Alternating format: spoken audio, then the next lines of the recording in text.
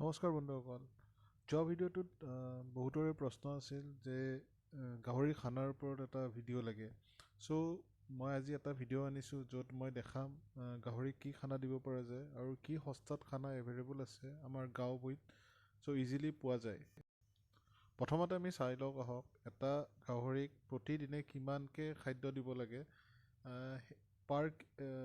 পাৰ ওজন হিচাপত, body weight হিচাপত কিমান কেজিকৈ খাদ্য দিব লাগে, এইখন লিষ্টত আপুনি পাব ভালকৈ।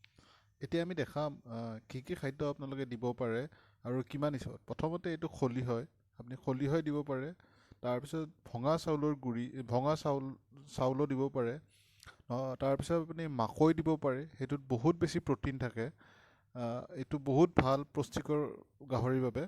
তাৰপিছত আপুনি চাউলৰ মলটো দিব পাৰে আৰু মিঠৈ, আমাৰ গাঁৱত সাধাৰণতে পায় গুড় মিঠৈ, এইটো হিচাপত আপোনালোকে খাদ্যখিনি যদি যোগান ধৰে বৰ ভাল হ'ব।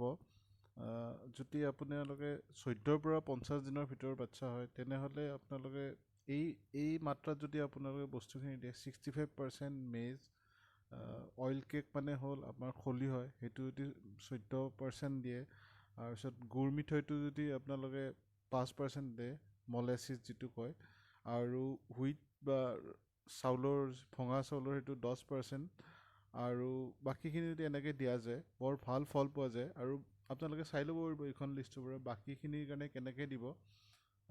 আপোনালোকৰ যদি ভিডিঅ'টো ভাল লাগিছে, লাইক আৰু শ্বেয়াৰ কৰিব। Thank U.